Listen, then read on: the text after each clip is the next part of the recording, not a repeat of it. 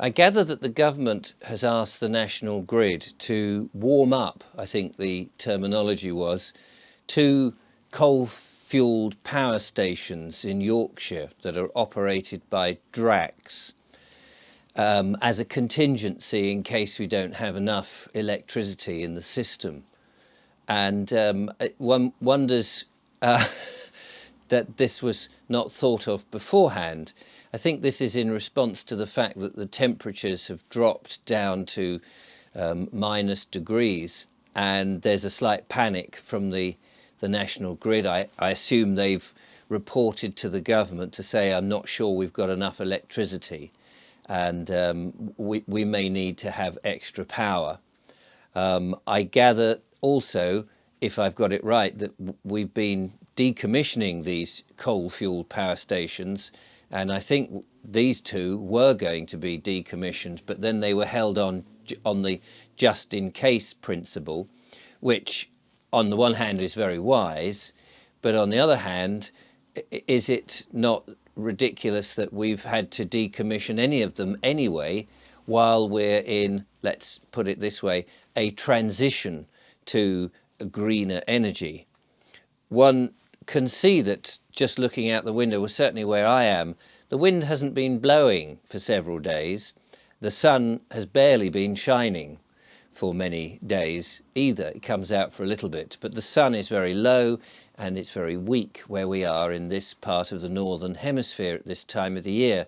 So I can't see that no matter how many solar panels or however many wind farms that you have, the amount of electricity generated by these things must be very minimal.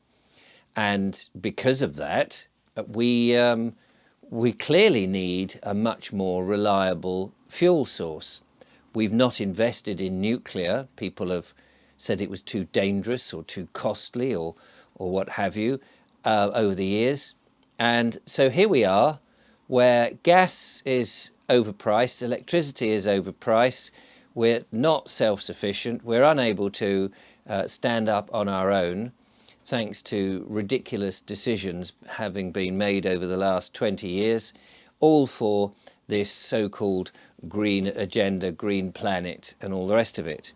And it's interesting that now that we have these two power stations put on, although the national grid was saying, I read, that we can still use electricity at the normal rate, although there are some people, I understand, I don't have solar panels or anything like that. I don't have central heating. I don't have gas in my house. I do have electricity. I'm not completely out of touch with modern worlds. I do have a log burner and a limited supply of logs.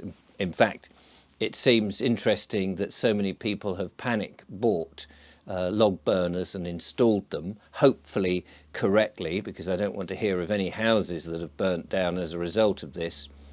And when I get logs from my log man, he says, oh, you better order your logs quick, Richard, because I've been inundated with alternative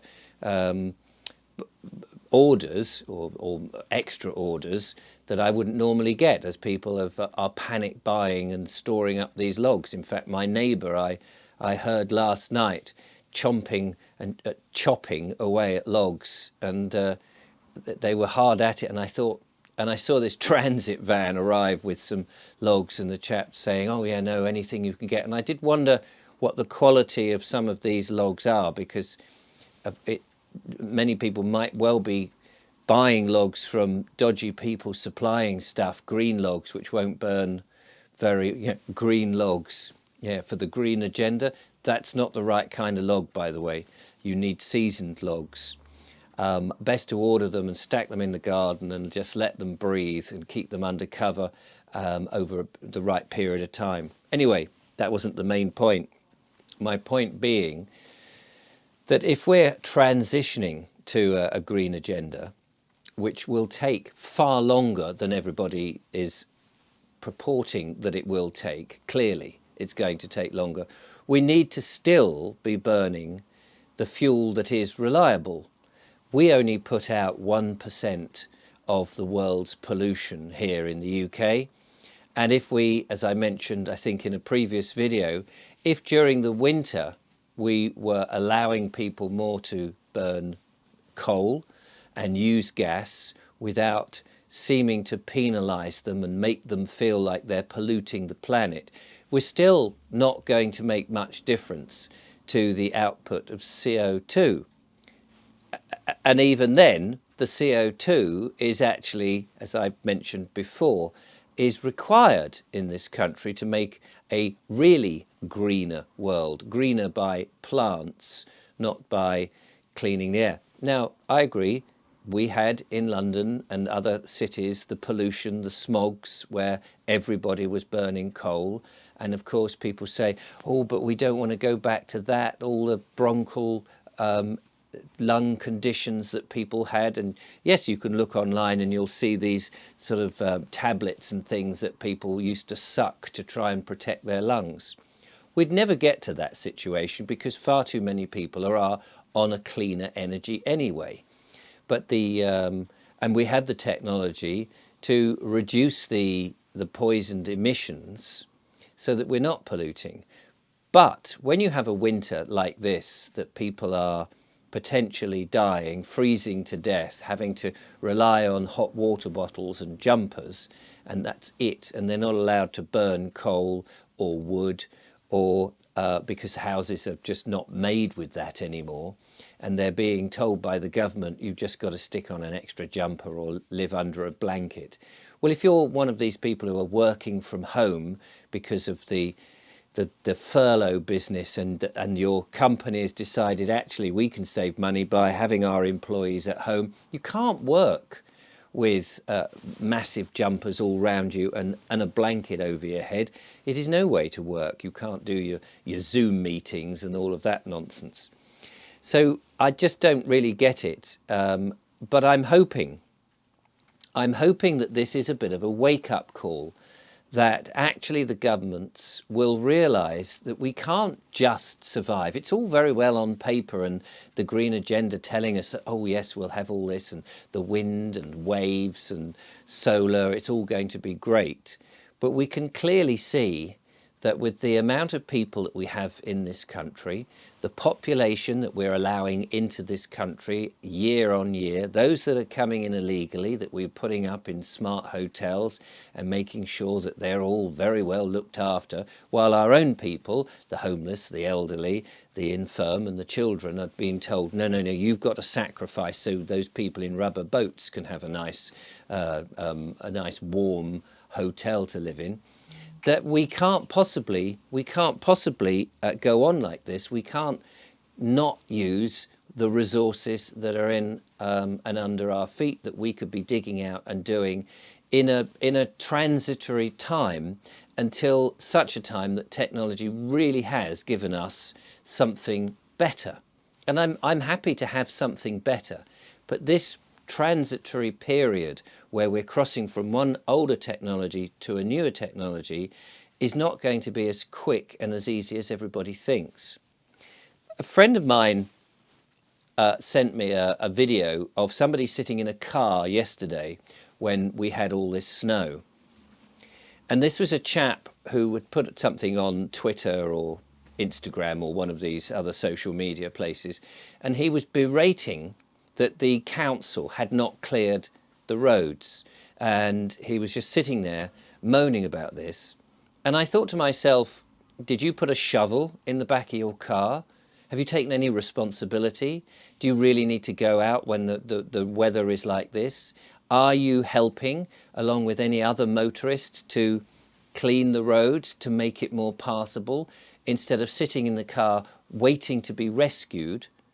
I don't really understand what's happened to the population, that we've now almost become jelly-like, unable to help ourselves, unable to do anything anymore without looking to somebody else, a government, a council, the police, whomever it is, instead of going, actually, if I go out in the car, there's a chance that there may be traffic jams. Oh yes, of course, it's snowing.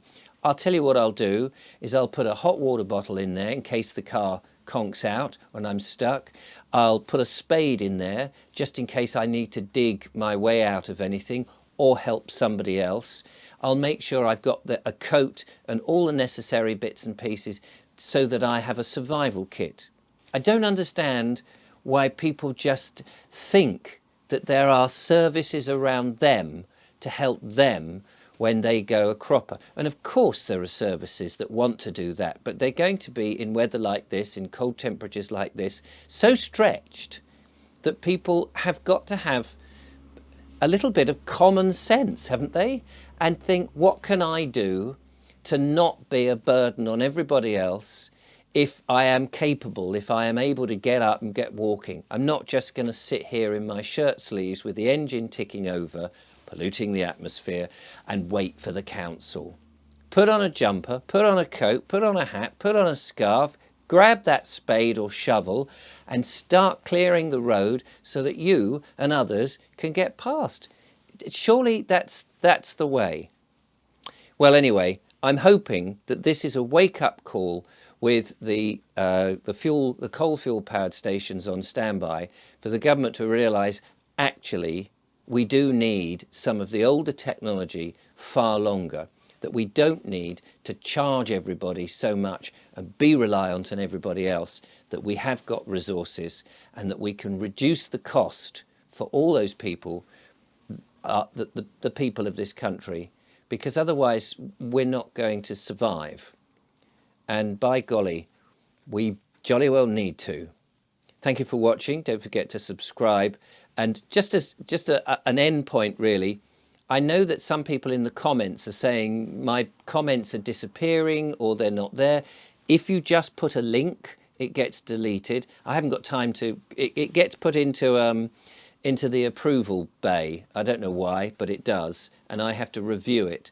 If it's just a link, I haven't got time for all the amount of comments that come in to see where the link goes. So if you put a bit of dialogue to say where the link goes, then I'm happy to let that go through.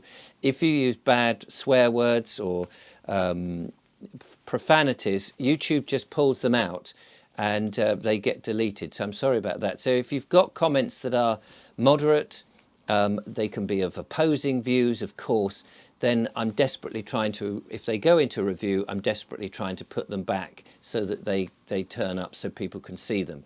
I'm more than happy to have other people arguing against me in a moderate and calm way. Otherwise, it will just disappear.